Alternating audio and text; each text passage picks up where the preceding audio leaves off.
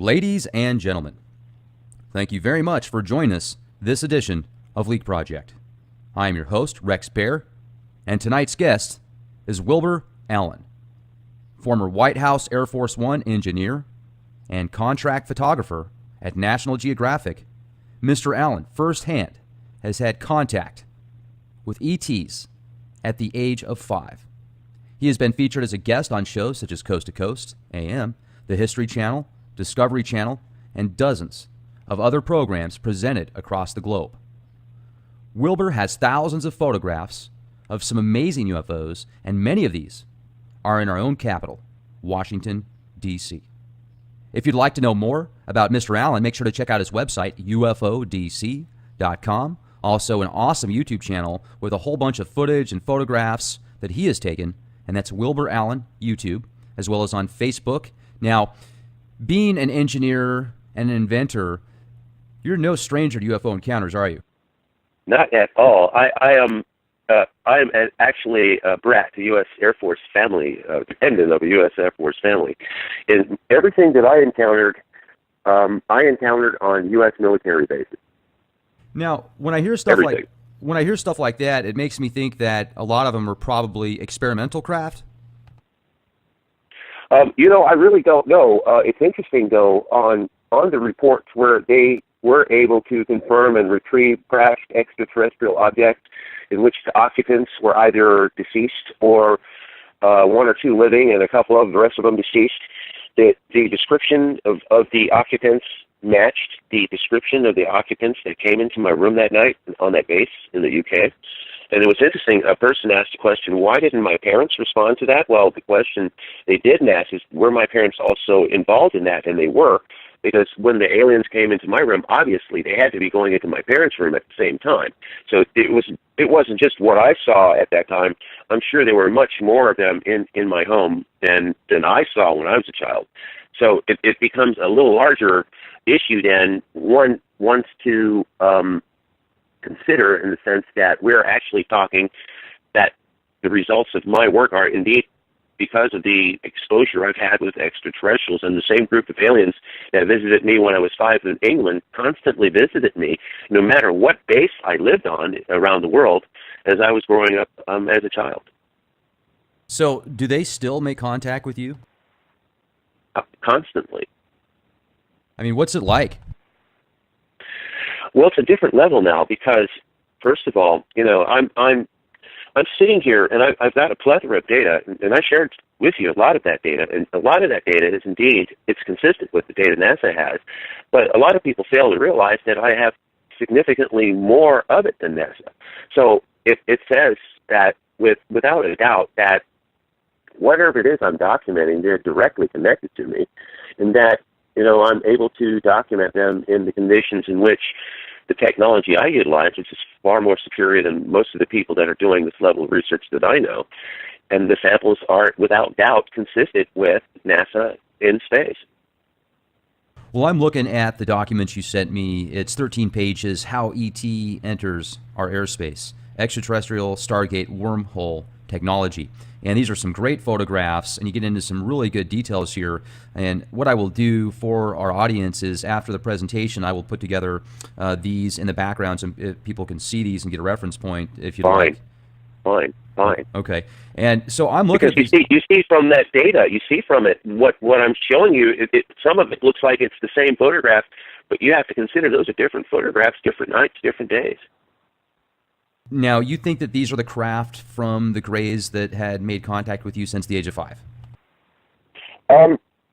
Yes, because I first have to say that initially the documentation of the luminous cylindrical, the what we call band of light UFO, which was initially documented in 1986 over Alaska by the Japanese airliner Flight 1628, which the Japanese pilot on board described what he saw as this luminous tube of light or band of light that was larger than 2 or 3 aircraft carrier.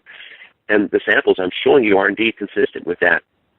So we have not just my documentation, but other documentation associated to the objects that I'm showing you that are consistent indeed with everything that's entering into our airspace. It's consistent with NASA showing you in space.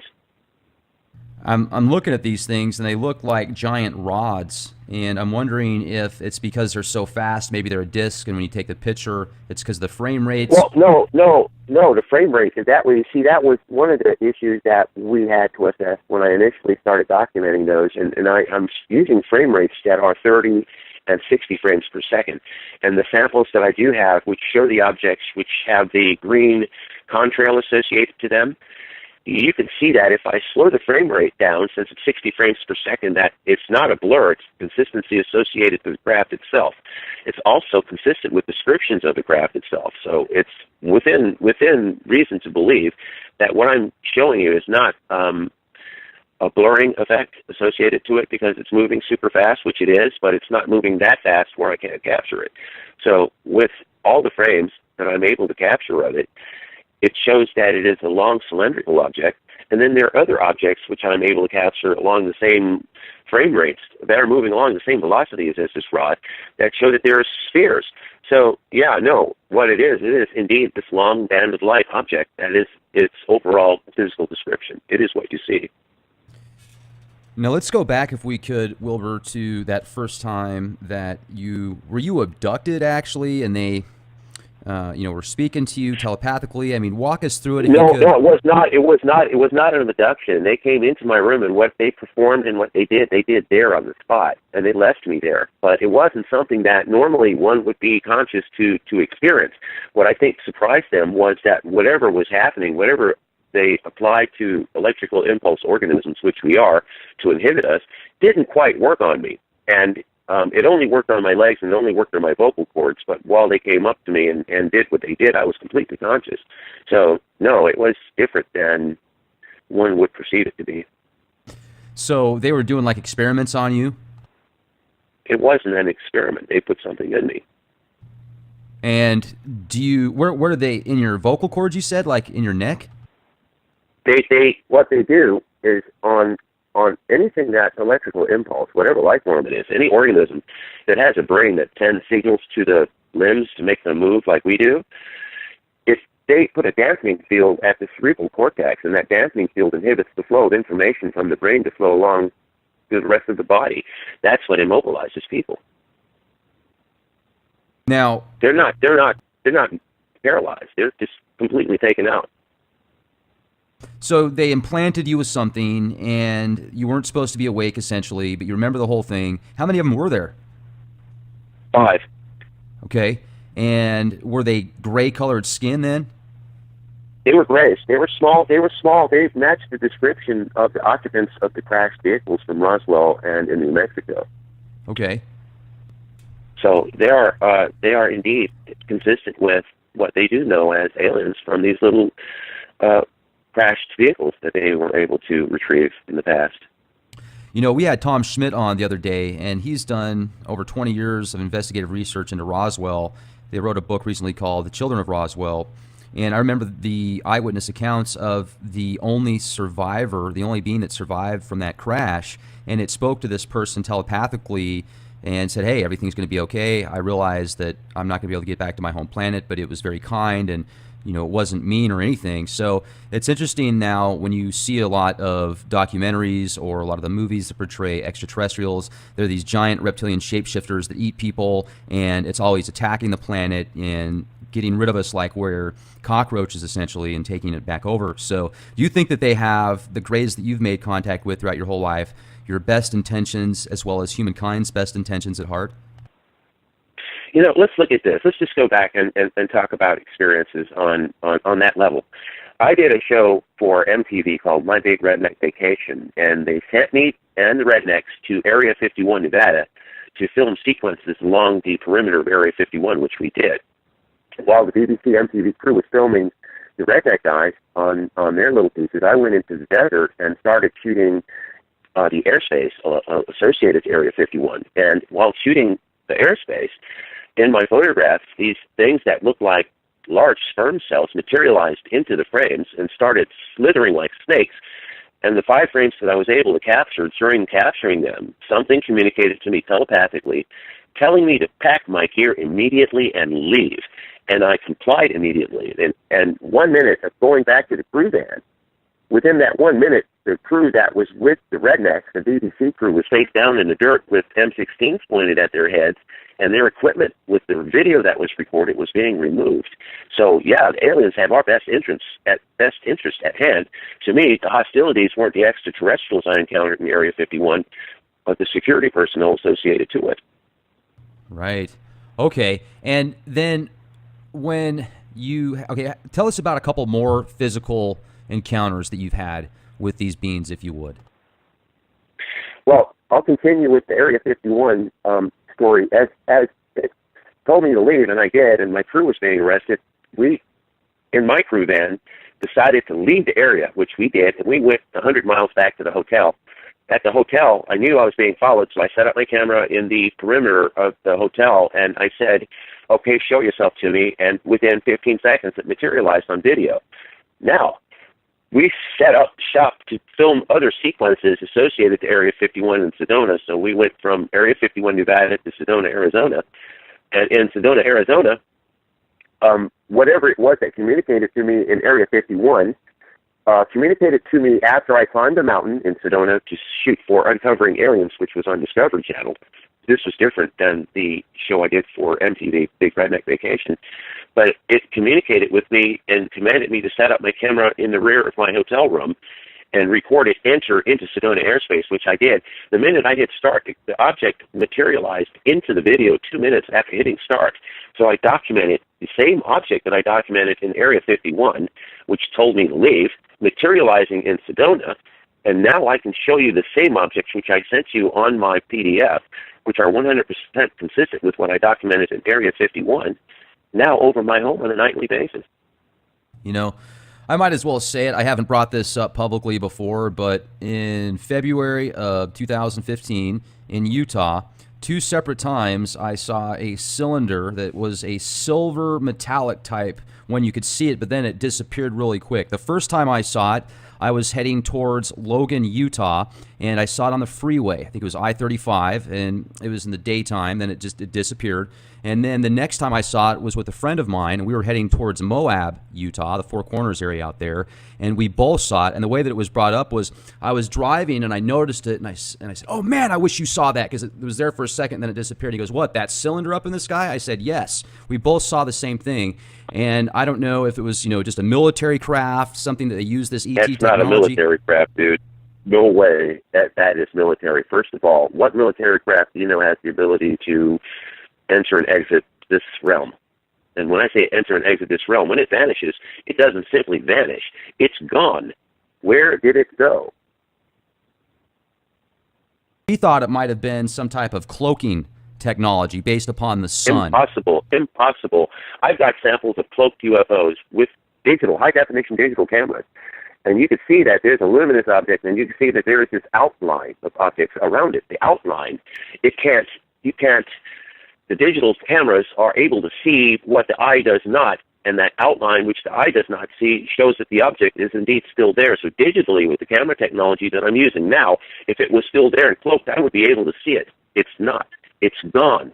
Its contrail, when it vanishes, simply stops.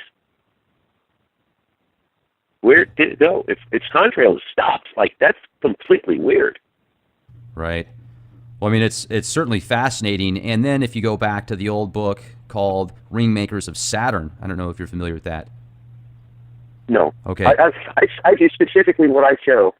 A lot of people are amazed that I don't know about anybody else's research. I don't have time to look at anybody else's research. Look what I've got. Well, the only reason I brought that up is because it's an older book, and many people haven't heard of it. It's one of those hidden gems that if you're lucky enough to hear the name, you should pick up a copy or just even look it up on the search engine. But definitely going to pick up a copy. The shapes of these particular UFOs, they're literally in the rings of Saturn, and it looks like the way you see these pictures, and it almost looks like they're having something to do with the makeup of the rings, and they're just enormous, but they are exactly the same cylinder-type shapes, and these pictures are over 30 years old. It's absolutely fascinating. So wherever these things come from, they're all over the place, and people are. So you see, I'm not the first. I'm not the first. There's other data associated to what I'm showing you, but what I'm showing you is coming from a fixed region of space. Fixed region of space. A lot of this stuff's in D.C., right, over the skies of our own capital. It's directly over my home. Wow, that's incredible. So they're definitely making themselves known. And oh my They're goodness, here. I'm looking at all these pictures, and this Yep. is just awesome. They're all the same. Now, I All thought, of it. All the same. okay. Now, it's interesting, though, because the craft that crashed in Roswell were actually, they weren't cylinders, they were discs. Some of the objects that I had an encounter July 16, 2002 at the U.S. Capitol building, and on one of the samples I photographed was this luminous disc-shaped object that was over the reflection pool. And what was interesting is, as I was taking the photographs, I wasn't taking pictures of it per se, but it just simply materialized as the picture was being taken. It's 100% consistent with what I'm now getting with this next level technology that I'm utilizing, which allows me to photograph them at 60 frames per second. Do you think that you can basically just kind of contact them via telepathically and they'll make themselves publicly available for you to take photographs? Sometimes it's like that because I can show you samples where I'll say, okay, show yourself to me, and there it is, it'll appear. And I'm talking video, not me telling you, oh, this happened, but I can show you the event. So it's a little bit different than saying something and not being able to prove it. But indeed, yes, I can show you, me saying, okay, show yourself, and within a second or two, the object will materialize. On video. Yeah. Now, also, I'm looking at there's this one I'm viewing right now from July 16th, 1952, the U.S. Capitol building. There's 1, 2, 3, 4, 5, 6, 7, 8, 9, 10, 11 of these orbs that are basically on the left and the right here. They're still here. Yeah. They're still here. I've got samples. Now, they're not necessarily in pairs, but some of the samples I do have show them flying in tandem, which is interesting because both of them have equal velocity, indicating that they're flying with some level of consistency. But the samples I show, which are consistent with 1952, which I took last year, show the object, whatever it is, the sphere itself, has this sound associated to it. And the sound association that I recorded sounds like, I don't know if you're familiar with the film Terminator, but as the Terminator time sphere materializes, that crispy electrical sound, that's exactly how the object sounds when it flies by. Now, have they given you information on what their purpose is? Have they ever made any contact? No. Okay. No, nothing. Other than I can show you how they enter, how they exit, what they look like when they fly by, what they look like when they're stationary. Other than that, nothing. And I don't say anything associated to the work. If you notice, I let the work itself do all the talking because I can't possibly give you the answers to what I'm documenting. But I can show you that I have a plethora of that data. Now, with that level of frequency associated to it, one can safely conclude that the airspace in which I'm using as my pool of analysis indeed shows that it has extraterrestrial presence. It seems like they've been making more of their presence known lately, too, doesn't it? It's interesting. Yes, that is indeed the case because I'm not the only person that's documenting these objects. And I'm looking on YouTube, and a lot of the stuff that I'm looking at is 100% consistent with mine. But you look at the comments associated to it, and a lot of people don't want to believe what they're looking at is real, and they automatically equate it with Photoshop, which is a misnomer. First of all, video doesn't apply to Photoshop. But, when you start looking at all of the evidence, and all the evidence is consistently the same, and no matter what you do with the horse, you can lead it to the water, but you can't make it drink. All that data means nothing to a mindless moron that misinterprets all the evidence. Well, and I'm even looking at one right now, an image from your website, ufodc.com, and it's the Apollo 11 UFO cylinder image by Neil Armstrong, and you can see this thing, the reference number is AS20-1020, and it seems like there's... You see them, they're here. Yeah. Yeah, it's the ship. Now look at it, and look at the consistency of the objects that I'm photographing. Other than my objects are extremely luminous and energized, it's the same. By the way, that object is bigger than New York City. New York City. New York City. Jeez, there's been some really cool anomalies that I've seen on the moon, some geometrical shapes and patterns that just shouldn't be there that are huge, and it makes me wonder, this is obviously an old ship. It is, who knows how long it's been there. Do you think that there was some type of galactic war many years ago that took out the majority? No, it's weird. I've got pictures that I've taken of the moon starting in 1990, and I could show you pictures I took of the moon last year, and the photographs are different. Now, if the moon, based on what we are told, stays in its same configuration no matter where we look at it from Earth, and why is the surface of it changing? And where did all the craters go? Yeah, where did the craters go? What is your thought on that? There's something up there excavating it. Do you think that have you heard the theory that it's actually a spaceship? It's hollow. Okay, and they've got some pretty good data to back up the fact that it is hollow. I know that when they've sent ships there before and they landed, it rung like a bell, didn't it?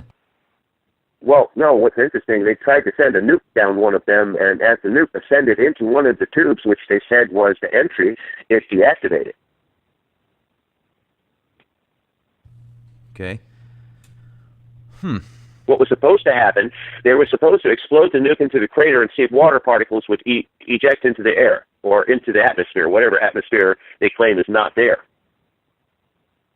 Well, even Ingo Swann wrote a book, if you're familiar with him. He was just an incredible remote viewer, and when he did a remote viewing session on the moon, he actually sensed there was an atmosphere there in this weird green mist. Yeah, I wouldn't doubt it. It's an interesting, it's also fascinating how you don't ever see the dark side of the moon, and there's a lot of speculation about, Now, the base is there, and they know that. And they on the NASA maps of the moon, which are in high definition, you see the entire moon, but there are areas on it that are black squares. Those black squares, they don't want you to see. There are a lot of black squares, and you're also going to have many of those on Google Sky in certain areas of the, Yeah, they don't want you to see what's there. What's there is indeed intelligent design, indicating some thought was associated to whatever it is they're trying to cover up. Well, and now let's jump into those SOHO images that show these enormous anomalies that go to and from the sun and kind of act as a boomerang around them. Have you seen some of those? Well, look at some of the samples showing objects bigger than any planet I've ever seen absorbing energy from the sun, and NASA has that footage on their website. Now, what are those? Yeah, what do you think those are? Think those are legit? Giant spacecraft. And think about it. It may be hot to us, but in space, when you leave the confines of Earth, it's cold. And wait a minute, if it's cold, the closer we get to the sun, then the sun must be cold fusion. So you think that these giant craft are essentially using the sun to harness energy, kind of like the Stargate Universe episodes? Exactly. It's a power source. Okay. Logically, and that's how they're able to maintain a level of invisibility, because they have enough energy to augment time and space. Yeah. Now, you write on your Facebook page about the Earth as a sphere spinning in space, and then you've got these graphs that kind of show a vacuum, and there's possibilities of this Planet X or the ninth planet, whatever you want to put name-wise to it. I mean, even there are a couple of Caltech guys said that they found a big body out in between Jupiter and Saturn, I think, and it seems to be having an effect on many of the other planets as well as ours. Do you think that there is a Planet X out there? There is, and you have to think about it, because those people, notice, I'm trying not necessarily, I don't have any disassociations to any religious or religions at all, because everything is relative. But when you think about what they're reading, what they're talking about, those people who have those powers and abilities to do things that other people did not, their atomic structure would have to be different than ours for them to have that ability, first of all. If that was indeed the case, then that would make them totally different than us. And if they're totally different than us, they're extraterrestrial. Right. They had to come from somewhere. Where did they come from? That planet. Okay, now you think that the Planet X hypothesis from Zecharia Sitchin, the ancient astronauts, Anunnaki theory, is plausible? Absolutely. Because if you look at the early data, for example, there's some extremely early paintings of these star-like craft, stars, and you see a man sitting in it with a star and energy of the star behind him. And it's just so ironic that that painting is consistent with what I'm getting materializing in my airspace. It's 100% consistent with it. I wonder if the Sitchin theories and his translations about the Anunnaki, planet Nibiru, etc., coming to Earth, transforming the humans that were already here to kind of be their slaves, I wonder if that is legit, and now all of It these, is. well, okay, these abductions and grays that are out there, I wonder if they are a product of these Anunnaki, kind of like their maybe this is what they decided to make for them now to go out and do their bidding.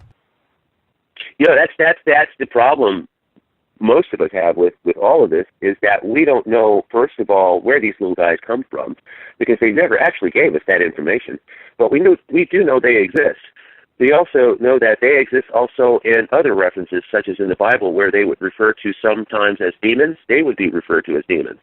So we have to look at all of the social and religious connections associated to what we're describing here, and that indeed with all of the ancient writings that clearly show that there was another level of intelligence that was here, that was influencing us, it would be far-fetched for me not to say that aliens had some direct association to our overall genetic and overall evolution, so to speak. And I've talked to other people that have been hypnotherapists for years, where they'll do regression sessions with people that have had multiple encounters. And Daryl Sims is a person that comes to mind, for example.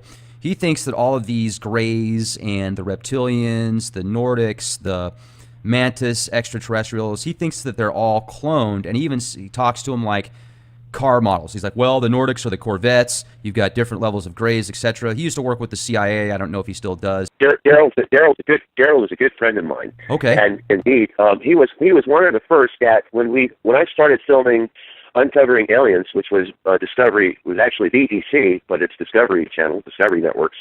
When we filmed that in Sedona, Arizona, they asked Daryl to ask me questions, sort of hypnotize me, look at the work, and Daryl was completely blown away because the consistency of what I was saying and the consistency of what I was showing him. But what was even more extraordinary, and while we were filming Uncovering Aliens, and they hired me to do this job, is that I uncovered them, and what data that I did uncover, they did not put in the program because they said it would scare children. Well, the good news is 99.5% of our audience is 18 or older, according to statistics. So could you share that information with us? It's interesting that for the sake of the viewing audience, certain things that they feel inappropriate, sex, vulgarity, aliens materializing on film, things like that would be inappropriate for children to see. So what they do is they put initially they put PG-13 on Uncovering Aliens, and after I saw what they put up there, which was edited for television, I gave it a G rating. It was like just general audience, because there was nothing really there that other than, and they didn't actually show the actual photographs that I did take in the desert, and they didn't show any of the videos that I captured. It was more leaned towards kids and children to be like in the make-believe Harry Potter point of view, where, they want you to be, okay, it could be or it can't be, it's up to your decision until the aliens come and land in your front yard. So it's something that I think the media designed especially to mislead people into thinking that this is all make-believe.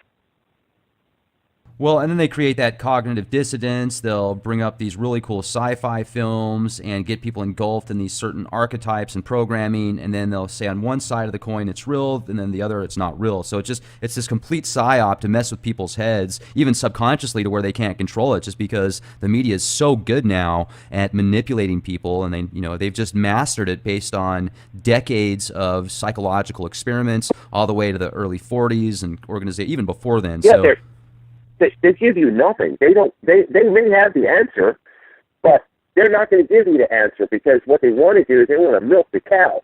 So they'll make several shows based on giving you the answer, and even after doing a 5 or 6 series of shows, you never get the straight answer. You get the milk cow version of it. Right, and that's the same with all the films they come out with in TV shows, Everything. whether it's searching for monsters, searching for treasure, searching for the, Do the you rainbow. ever find them? No, you look at these shows, searching for Bigfoot, which, I've got friends who actually know they exist, and I know they exist, but there's no real evidence. Maybe there might be a clip or two, but what they never really explain is, okay, they've got footage of the guy running. Where did he go? Where did he vanish to? Is it possible that there were spatial portals there that this anomalous entity was able to use to gain entrance and exit to wherever it was at that place and time? So we're not looking at the actual picture. Bigfoot may indeed be an alien. Well, and Bigfoot, too, that's a whole other anomaly. I've talked to people that have done some long-time investigative reporting and research into Sasquatch, and I've heard that people that actually do get true data or evidence of Bigfoot, if they even bring it up on the phone, next thing you know, they're getting a knock on the door, and that information is gone, or they're both gone. Well, it's interesting. It's like that because everyone was talking about, well, what I'm doing, they're going to make you shut up, and this, that, and the other. No, wait a minute. I just worked with 3 U.S. presidents, and one of them just happens to have been the head of the Central Intelligence Agency. So I don't think I'm going to disappear, especially with those kind of people who are still alive on my resume. So when you look at everything that's happening, what I think is happening is that gradually they're trying to put it out there such that they've got to let the lie loose, because the lie has been so long that, aliens don't exist and none of this evidence is real, and Project Blue Book was all a bunch of BS, which it basically was. We look at all of the things that are happening, and now they're taking a look at themselves and seeing what everyone else is getting with their little cell phones, and they can't say, no, it's not real, because all of the data is consistent. If it was just me getting the samples, it would be one thing, but look at the little guys. I can show you 2,500 little guy videos taken with cell phones that are 100% consistent with the stuff that I'm showing you, and I'm using NASA type technology. So what is the problem here? I think that if this information was released publicly by the government, it would have such an effect on religions and belief systems that maybe that's why it hasn't been fully disclosed. And I don't think it ever will be. Do you think it's ever going to happen? It's not. A disclosure is coming from people like myself, right? Which I say it's here, but then there will be people. I did an interview on XM Radio last night, and one listener who called me a straight-out kook obviously didn't look at the facts, but their perspective, their opinions are such that no matter what will happen, it's just not true. Until something lands in their front yard or directly affects them, it's not real, and it won't be real. No matter what evidence you present them. Leading the horse to the water and making it drink is a completely different thing. It is. I've used that terminology many times previously, and you're absolutely right on that respect. Now, have you ever talked to people that are still high up there in the echelon with the DOD and said, hey, let's put a couple bucks aside and maybe set up a project where we could get some... I share my data with NASA Langley, and it's the head of NASA's science department that I'm sharing my data with.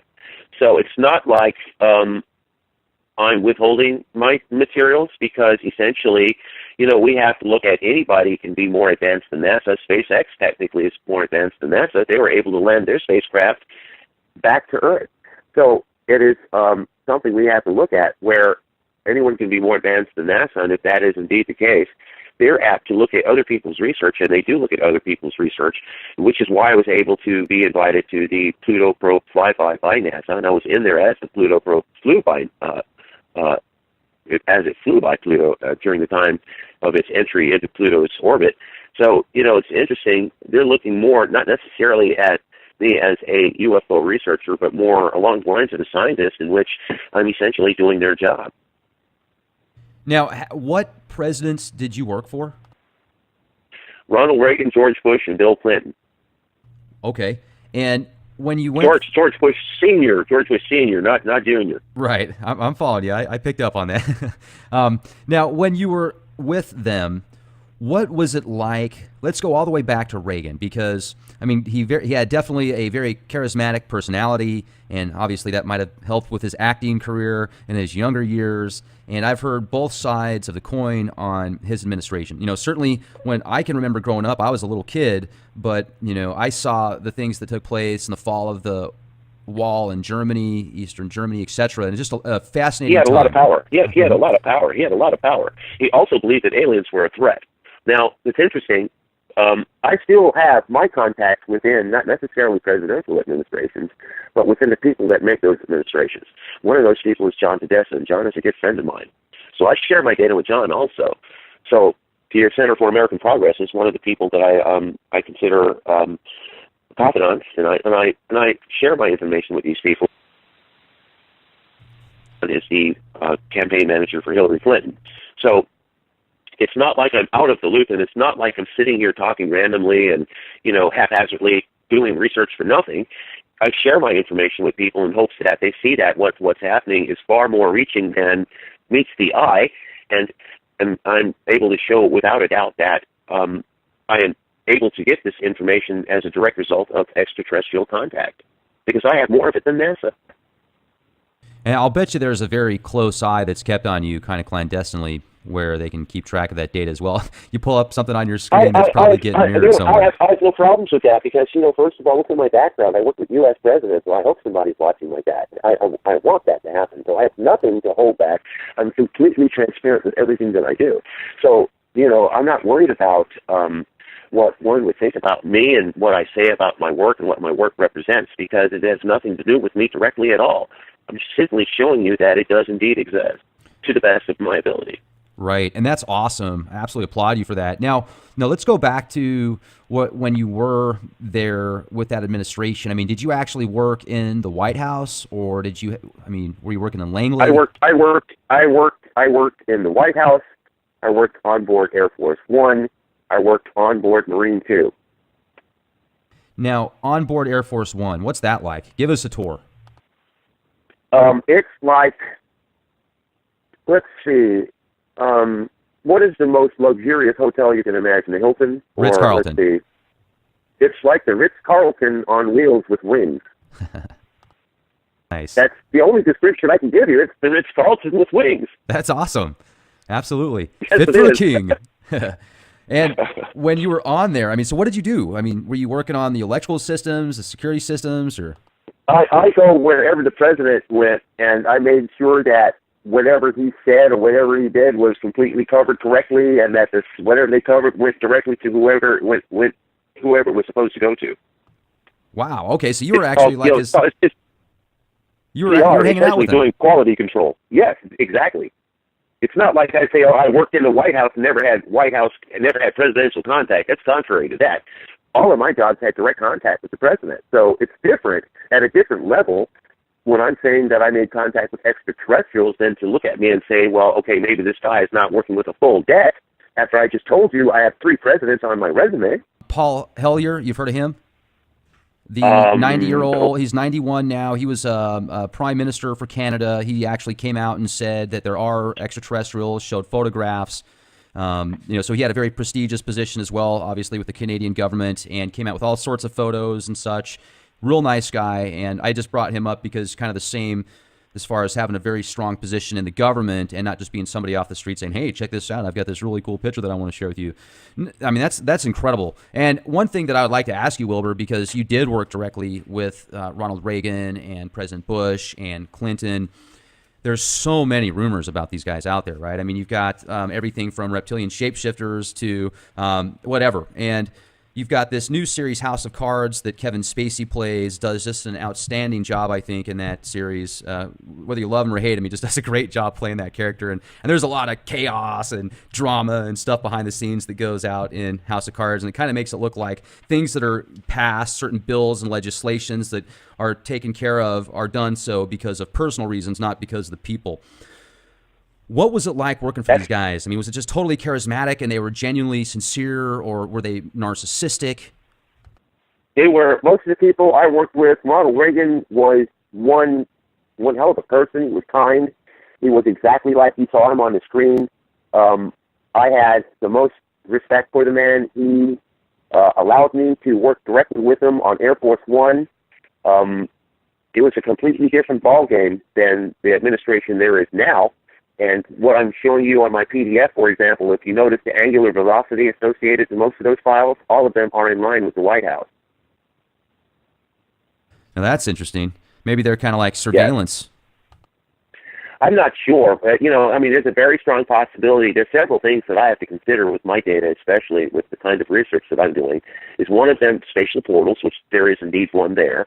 Another is a cloaked mothership, which there is indeed one there, where I have samples which look like they're being launched off of something. And then the other possibility is a base.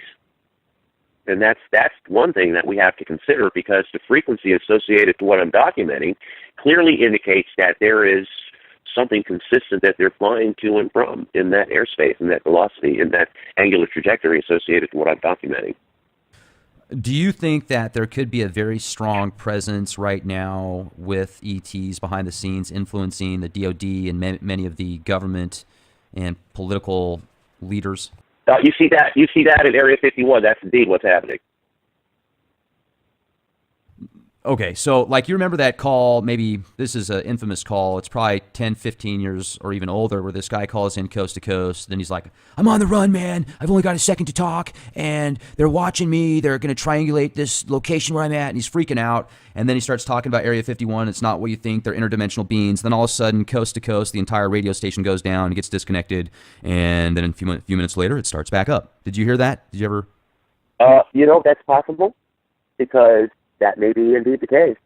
I'm showing you with some of those samples on my PDF objects that materialize into the airspace. Now, what kind of technology do you think would be required for something to simply materialize from out of nowhere into your airspace? It would have to be something more substantial, so that it's interdimensional, without a doubt. But that interdimensional quality associated with what maybe that guy was being delusional associated to was a portal, and that what my documents indicate is that these wormholes they discovered over the North and South Poles have established these networks of pathways where they can go into areas of interest like Washington, D.C., Area 51, or any other major area you can think of, and just go into that airspace, do what they need to do, and get out without even being tracked, because they vanish before they even have a lock on them on radar.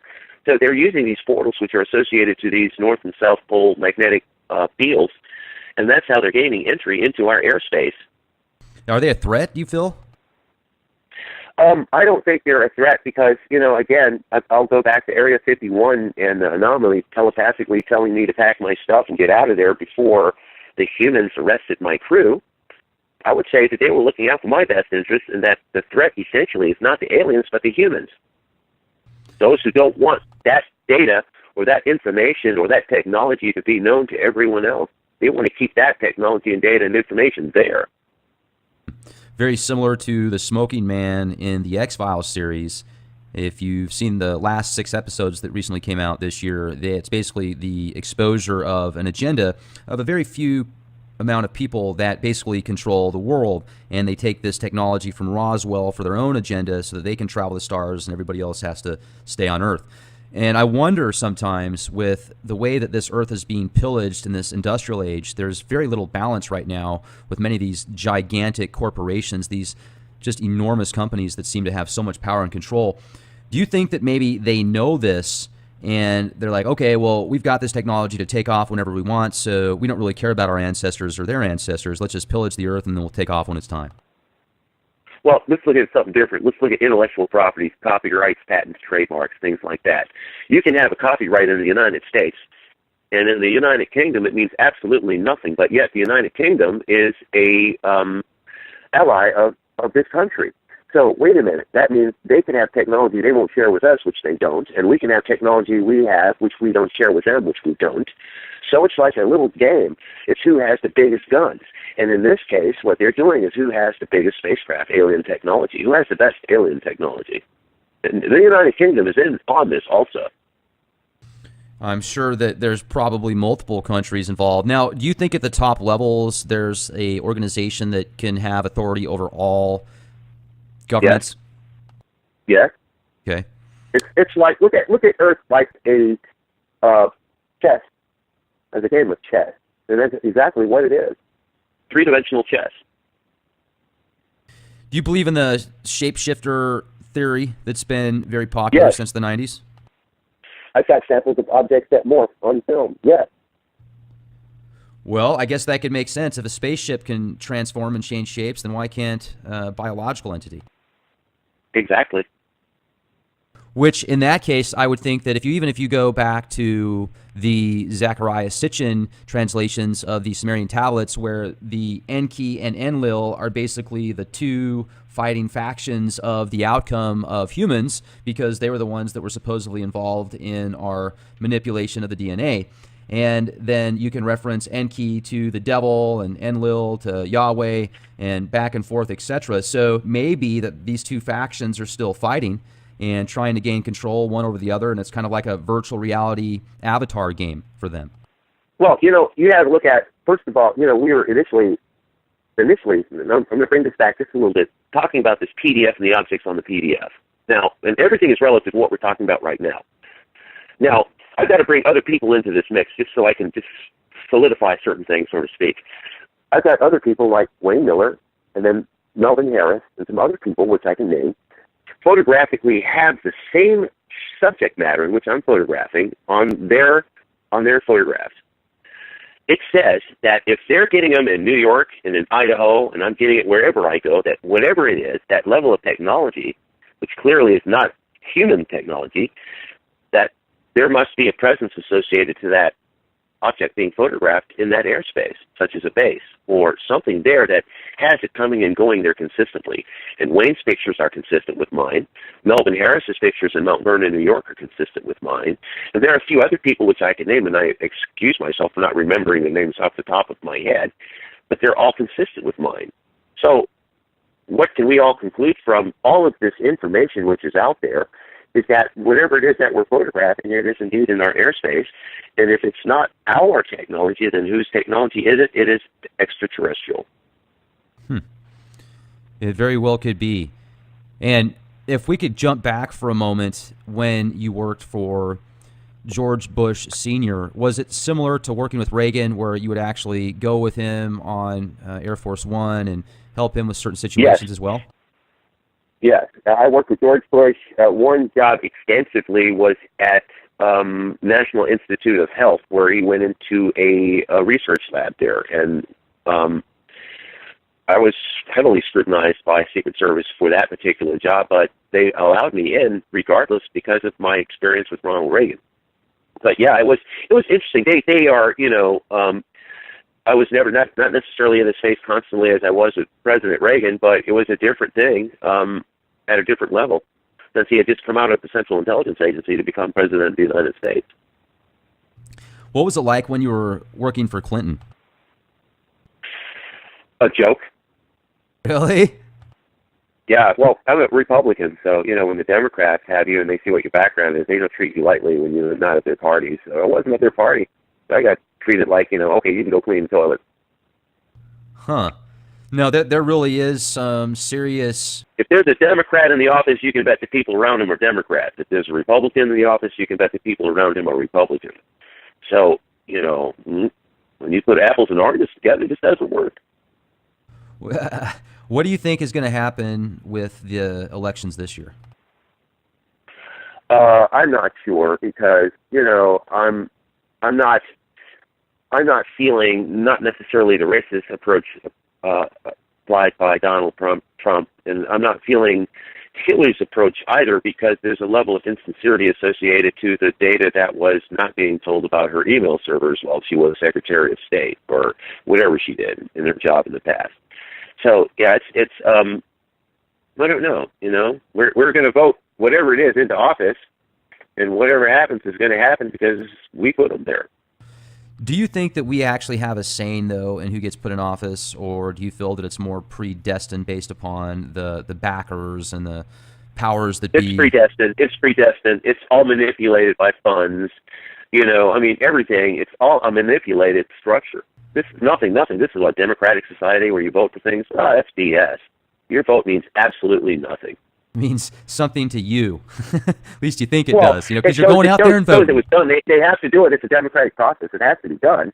But in lieu of everything, after it's done, it does nothing, or it's a delayed reaction. You'll be dead if it does if it does take effect years from now, whatever you voted on. We certainly live in fascinating times, and it's nice that people like yourself, Wilbur, that have access to technologies and are willing to put time and resources into going out and getting these photographs and pictures over the White House or over Washington, D.C. that, most people wouldn't be able to do this. And I think it's great that you present it not only for free on your Facebook page, also you've got an awesome website with a whole bunch of cool articles on there. And for those that are listening to this, make sure to check out UFODC.com. For example, I remember a couple years ago, maybe it was a few years ago, when there was a bunch of news articles that came out of a UFO discovered at the bottom of the Baltic Sea. And if you look at the pictures, these things, it looks identical to the Millennium Falcon, the outline of it, doesn't it? It's exactly like that. That's what they want you to believe. But you notice, too, with that information, how come all of a sudden it stopped? Now, and they're also saying that whenever divers try to approach that structure, their equipment goes dead. I mean, they're not going to let this get out. I think that that's what happened is this probably shouldn't have gotten out. It shouldn't have gotten out. There's a lot of stuff happening. You know, Stargate technology, all of it, it's all real. All of it. And that the Egyptians were influenced by extraterrestrials, and that the pyramids were built by aliens. Structures are consistent with structures on Mars. Now let's get into that for a minute. I've seen some incredible structures on Mars, and I remember a couple of years ago, I spent about a week and a half just diving into Google Mars, and I remember somebody made a comment. They felt like they were inside of a National Geographic film because I was just so intense for that amount of time because I just kept finding anomaly after anomaly, and there's some weird stuff on Mars. Do you think that there's still people out there and that it's actually a lot more livable than is portrayed with the current scientific communities? There's stuff, for example, that has me completely mystified. For example, photographs of the Martian rover from the Martian surface, and they have photographs showing you the rover on the surface. My question is this: who took the picture?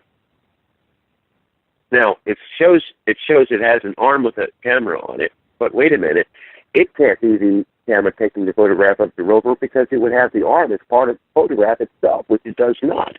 It shows the rover minus disconnected from the device itself. Who's taking the picture? I mean, I saw some footage of what looks like a perfectly even path that goes down lines parallel to each other to this pharaoh-looking statue that's carved into a cliffside. And you can see there's, the wind erosion around the statue, and then the statue itself has the eyes, the nose. It's more of a cone head type deal. It's got that thing that comes underneath the chin that's in many of the statues. And you can actually go to NASA's website and look at this yourself in a high-resolution format. And I do not see the geological explanation on some of these anomalies. It's incredible. It's not something that's natural. If it's not natural, it would have to be something unnatural, and usually unnatural formations have intelligent thought associated to them, and that would be something that would be intelligent, some kind of intelligence. So, without a doubt, some of the Martian material shows structures and shapes that would be consistent with something that would be if it was a building or some kind of consistently formed structure, but it also shows that whatever it was at one time was obliterated by something that was high energy. So with the level of destruction that it does show, it shows something did happen there. It shows that there was water there at one time because the riverbed formation imagery taken from the rover shows what looks like carcasses of fish or whale-like structures. There are other formations and structures that are inconsistent, like what they've been playing a little game with what they show as this floating spoon on the surface of Mars, which is this spoon-like anomaly, which is just suspended there. Now, that couldn't be something that would be organic or, something that would just naturally happen. It's impossible. And now they're even finding stuff on other planets, like there was that flyby next to Pluto, and they're bringing back some really cool imagery. I talked to Richard Hoagland here on the Leak Project, and he said that there's so much photographic evidence that, in his opinion, there were just enormous structures out there at one time built by a very advanced civilization. So maybe that could have been the Anunnaki. And he also referenced a lot, we talk about Star Wars, and the media kind of comes out with these storylines where maybe they're giving a tell of something that happened 1,000 years ago, 100,000 years ago, 50 days ago in their own Hollywood spin, but there's sometimes little gems of information there. And he thinks that Star Wars is an actual good parallel to what our true history actually was. Why do you think they're redoing Independence Day? To freak everybody out, put them under mind control. Dude, wait a minute. It's essentially about to happen. So, okay, then if it's about to happen, then you do agree. Then there's good extraterrestrials and bad ones. There's ones here that are helping us, and then there's ones that are going to come down that are going to want to kill us or enslave us. The ones that are already here, the ones that are already here, and then there are the ones that are coming. Do you think that that's happened in the past? Yes. Like with the Mayans possibly? Well, the sphere pictures, the tapestry done in 15th century Germany with multiple spheres in the sky battling, yes. And notice I said spheres battling, not people in these spheres, but spheres battling other spheres. You ever thought about asking your space friends when this could take place? Or, have you ever thought about just asking them questions that people would want to know that you don't have? No. It's enough that I have what I have. It's enough. I don't need to know more. No. Okay. And I show you enough. I mean, I have enough technically to scare the crap out of you. or get me real excited. I'm telling you, this is great stuff. Well, either way, I know I scare people. I know I've got the spook factor associated to me, so I know that's there. Yeah, I scare people without a doubt. Yeah. People tend to fear the unknown, for sure. Well, they don't want to acknowledge that which is outside the box because they're stuck on their beliefs, and their beliefs are things are hunky-dory from 8 to 5, 9 to 5, and they go home and eat dinner, watch the news, watch a little TV, go to sleep, go to work tomorrow morning. That's their world. The lemmings are easy to please many times. Well, I got to tell you, Wilbur, this has been awesome. I so appreciate you coming on the show with us here at the Leak Project. It's just been a pleasure to speak with you, and I hope that we'll have... Yeah, thank you. And I hope that we can have the opportunity to speak with you again sometime with some of your new works you might have. Certainly, and I definitely will be upgrading the technology, so stand by. What I'm about to get into now is going to be light years ahead of what I got currently. It's going to make what I have now look like kids' play. Makes me think real quick here. I remember an article that I read just a few weeks ago about this new lens that came out that can actually pick up stuff that's in a different part of the light spectrum that most people don't see with that nobody sees with their eyes that I know of. I'm getting the same dark matter anomalies with the level of technology that I have, and it's not necessarily associated to the lens. It's more associated to the sensitivity of the CCD of the camera. The cameras that I'm using are extremely sensitive cameras. Most people who would buy a camera at Best Buy or wherever they get their cameras from would get a consumer-grade camera, and those consumer-grade cameras are basically good enough for daytime, maybe nighttime applications under some light. The technology I use does not require any light at all. So there's a substantial difference in the data when we talk about the levels of technology. Once again, thanks for coming on the show. I'd also like to recommend that our listeners, if you want to get access to our latest podcasts first and free, go to our YouTube channel, youtube.com/clandestine Time Lord, as well as our website, which should be updated within the next couple of days. It's just going to be awesome, you guys. This is a cutting-edge website that one of our listeners put together, so leakproject.com. Make sure to be safe, you guys, and be the change you want to see. This is Rex Bear. Good night.